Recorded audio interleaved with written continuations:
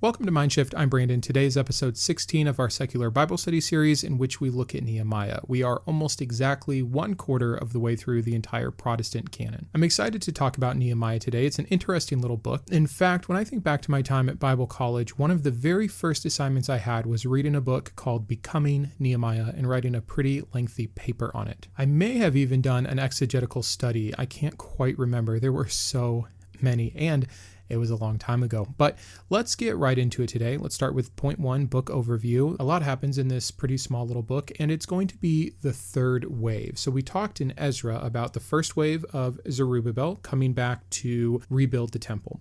And then 50, 60 years later, we had Ezra coming back, and this was to reinstill the law. He was the Torah expert. And now this third wave is Nehemiah coming with a bunch of workers to rebuild the walls of Jerusalem. So Jeremiah is hanging out. He works for Artaxerxes. He is the cupbearer, which if you don't know, that is the position where one would drink the wine or taste the food before the ruler does, just to make sure it wasn't poisoned. He hears news that the wall has still not been built, that it's in shambles, and this is unacceptable to Nehemiah. So he has this huge prayer. It's one of the highlights of the book, and he's asking God for wisdom and also for allowance to go and rebuild the walls and favor for when he has to ask Artaxerxes to let him go. The interesting thing about this is that God absolutely condones the rebuilding of the wall, but in Zechariah, and I should note that we have Ezra, Nehemiah, Zechariah, and Haggai are the 4 books of the post-exile stories. And we get some really weird contradictions between those 4, and we can cover some of that more in point 7. But one thing to note right off the bat is that in Zechariah, the prophecy is that the city of Jerusalem would not need walls because God's Spirit would be protecting it, and it would be the people's faith that kept it safe. So this is very strange to me. So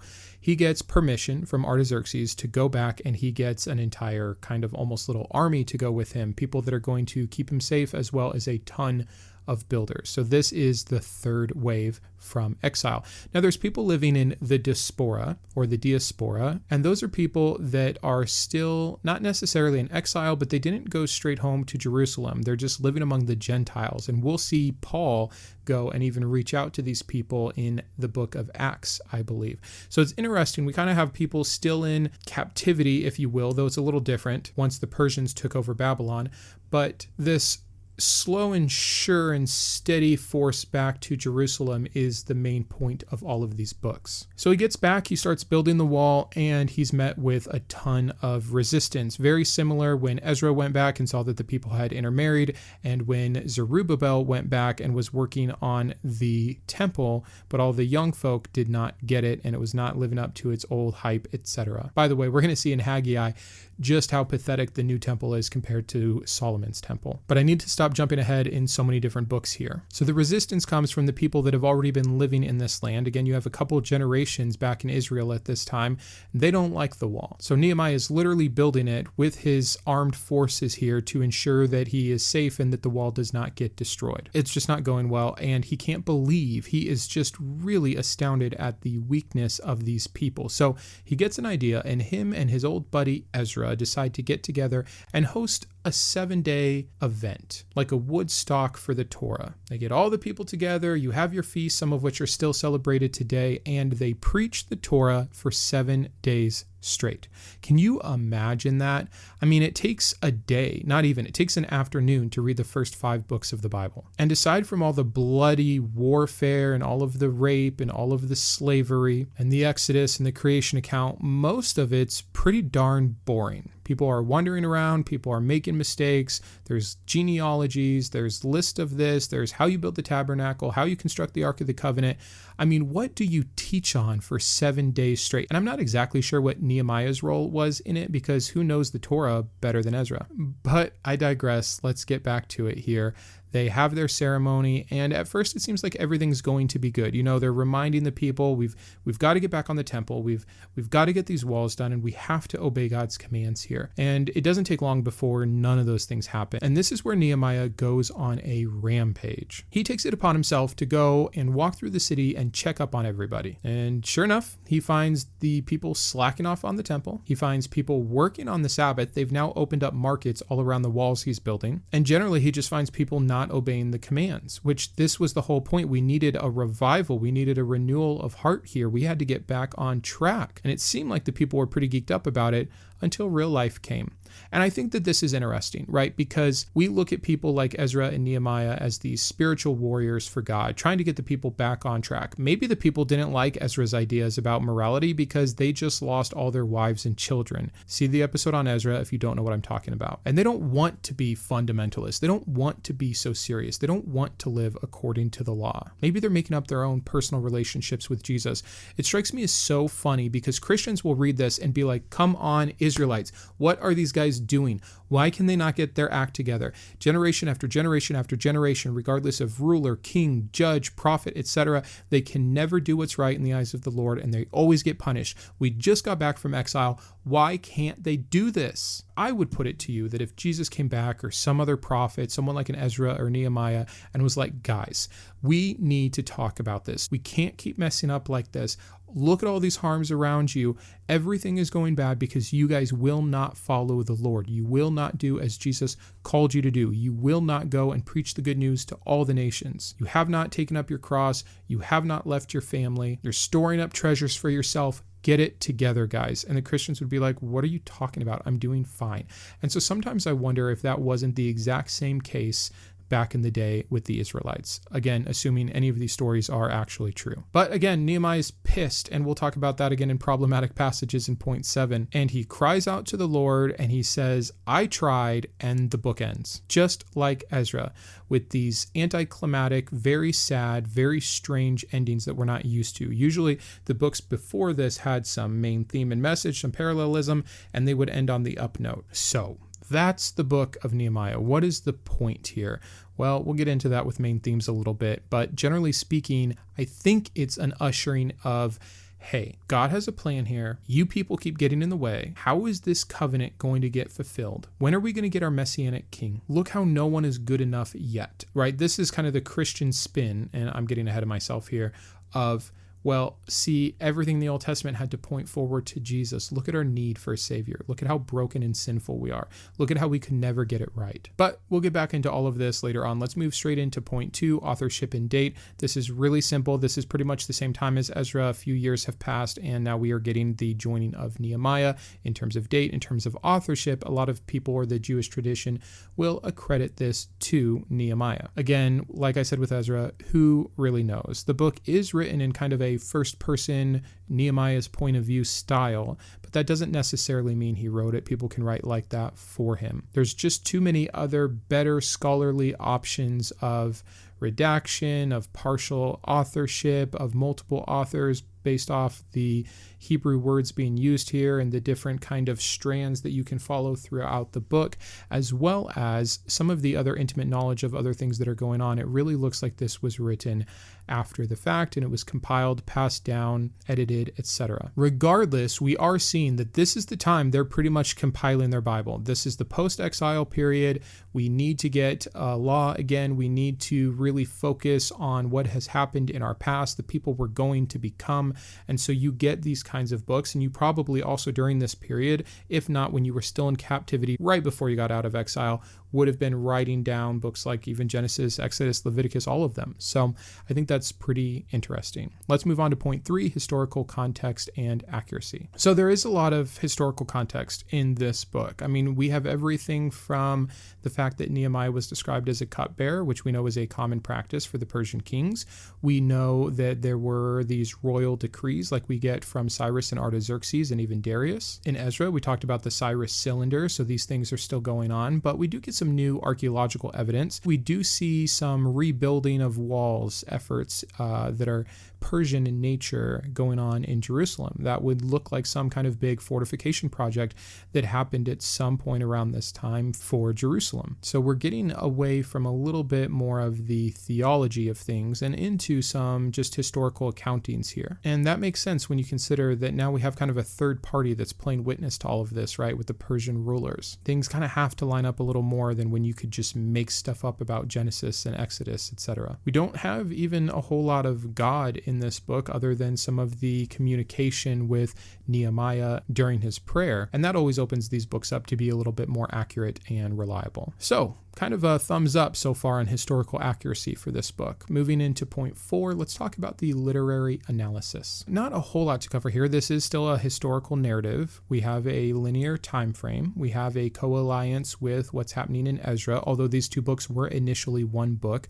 We're the ones who decided to cut it all up. This is one of the first books where we're getting a lot of first-person perspective, so that's kind of cool. Why? I don't necessarily know, but we hear a lot about Nehemiah's direct thoughts and feelings and prayers and discouragement, etc. It's very personal in this aspect. And then again, we have official documents, right? We have these decrees from Artaxerxes. We have this list of all the people who went with Nehemiah to build the wall. And so that's interesting and also lends some credence, again, going back to the historical accuracy. But that's really about it for point 4. Moving into point 5, let's talk about main themes. One of the main themes you're always going to hear from the book of Nehemiah is leadership. Nehemiah is a leader. He is visionary. He is ready to execute. He will go and negotiate with the Persian rulers. He will get the job done, even in the face of opposition, even taking it upon himself to walk through the city and figure out where the problems are, get himself even involved with what's going on in the temple reconstruction. Nehemiah is a go-getter. Any devotion you read about Nehemiah will definitely include leadership. A subset theme of that would just be perseverance, since things don't go well and don't get finished. That's definitely another thread that we can pull out of the sweater of this book here. Religious observance might be a third one. Again, the focus on this book of getting back to basics, of learning the law, of going back through these Torah readings and teachings. We're doubling down that the only way this is going to work as a people group, at least from the eyes of the leadership, is with following God's commands. God is separate here for the most part. Again, in Ezra, we see that his presence isn't really with the temple right now. His people have been in exile for decades now and are just starting to come back. We have to start observing the law again, or we are going to make the mistakes of our fathers. Lastly, I guess you could draw out some kind of theme of renewal or restoration with the idea, at least of the goal, the intent, of rebuilding the temple and rebuilding the walls. The interesting thing here, the reason we see a lot of people not attending to their duties, especially with the temple rebuilding, is because these people are still trying to make houses for themselves.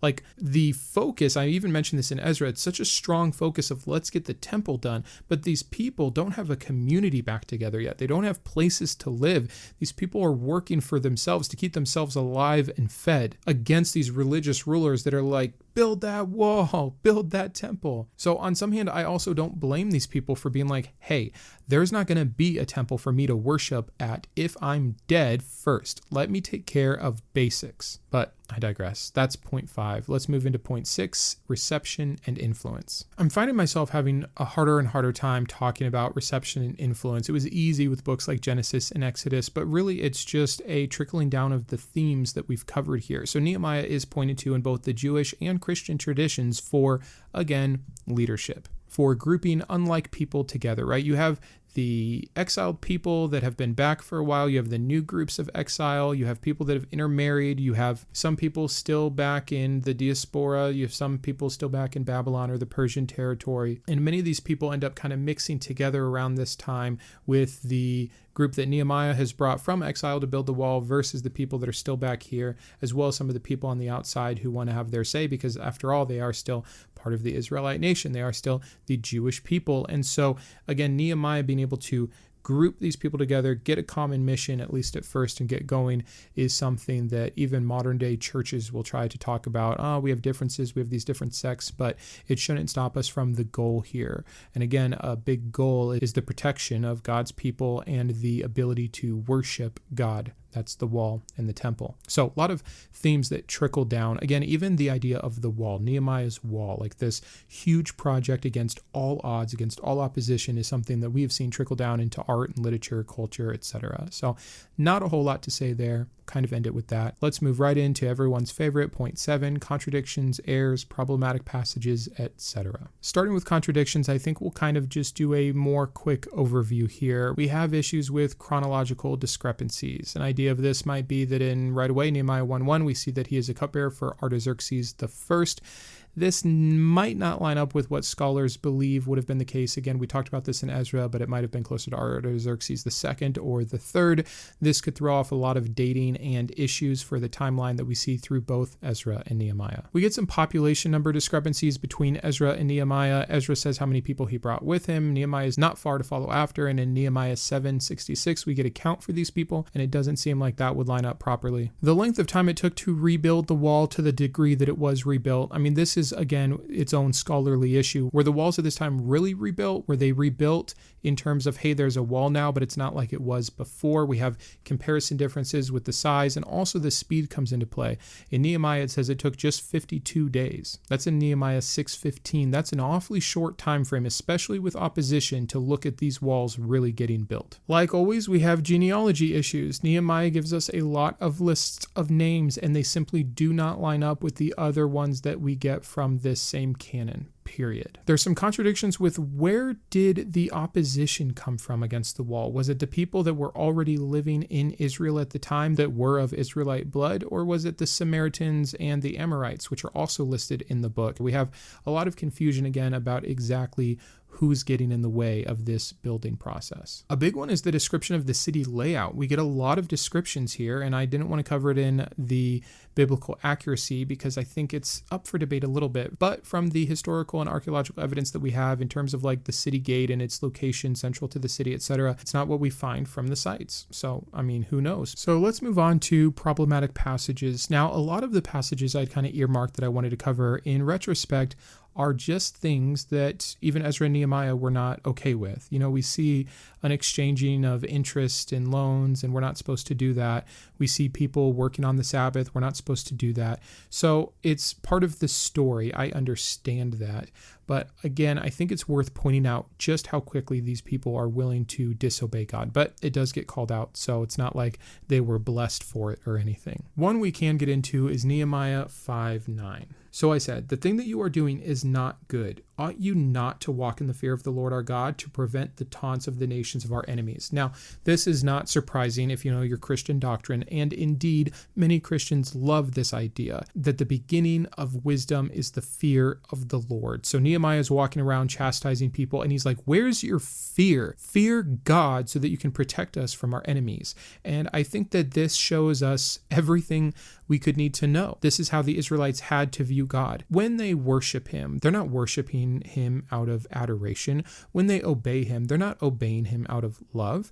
It's so amazing because all the descriptors, even in the Old Testament, this isn't like New Testament stuff with Jesus here, are that God is loving, God is slow to anger, God is caring and providential, etc. And it's like, no, even the reminders from some of these top spiritual leaders are, where's your fear? They are living under a very severe, all-powerful tyrant that has and can strike at any time for the littlest of offenses. Here we see inconsistencies with God's character because we definitely have people working on the Sabbath, like tons of them. But back in whatever book it was, maybe Leviticus, that one dude went and bundled sticks on the Sabbath and God strikes him dead. There's no consistency. It's not an objective morality. It is God's feelings of the day. Let's go to the next one, Nehemiah 13:25. And I confronted them and cursed them and beat some of them and pulled out their hair. And I made them take an oath in the name of God, saying, you shall not give your daughters to their sons or take their daughters for your sons or for yourselves. So we have the intermarriage thing popping up again. And not only is Nehemiah physically abusing these people, beating them. Remember, this is a man whose actions are blessed by God. We never get any, oh, he lost his temper here like Moses when he hit the rock. We have a man doing God's will, beating people. Should we take these lessons? Should pastors go and beat you when you intermarry, or for working on the Sabbath, or for not working on the temple fast enough? Because that's what Nehemiah is doing. But the worst part of this, I think, is the forced oaths. I'm pretty sure we're not supposed to make oaths. I'm pretty sure that the Bible said, let your yes be yes, your no be no. Do not make any oaths or vows before God. Can you force someone to make a promise? Is it still considered a promise? I mean, this is forced at penalty of beating, and who knows what else will happen. Beats them first and says, hey, make your oath or else. This is coercion. And actually, the punishment for breaking an oath to God is very terrible. So Nehemiah is setting these people up for a huge failure here? Is this the man of God whose leadership we want to follow? That's why I think it's really funny, all of these devotions, all of these books about Nehemiah and leadership. Try these out. See how far you get. Make them swear to you or some higher power to get what you want. Remind them of the fear of the or else. I don't know if these are great leadership tactics. I'm pretty sure they're not. And actually, now that I think about it, the rest of the problematic passages are coming from chapter 13. So you can just go and read this, because I don't want to read you 12, 13, 14 verses here describing Nehemiah's tactics. He is confronting the nobles. He is confronting the priests. He is reassigning jobs. He is beating people. He is threatening people. He is scaring people. He's doing everything we just got done talking about. I think it would be a bit redundant. So let us end there for Nehemiah. Next, we have Esther. I'm excited to get into Esther. Esther has a lot of important theological themes for us. It's also a strange book in the lack of God that we have in Esther. So we'll get to that next Thursday. Thank you so much for watching. Let me know what you like or don't like about this book, or any other interesting facts or context about Nehemiah. And until then, keep thinking. I wanted to personally thank my top tier Iconoclast patrons Shawn Skaggs and Jason Rollins, and my atheist advocate patron Jarrod Nichols for their incredible generosity. Also, a big shout out to my secular scholar patrons, of which we have some new ones. All other patrons are listed in the description of each video. Please consider joining this great group if you enjoy these videos or believe in my mission. Thanks, and have a great day.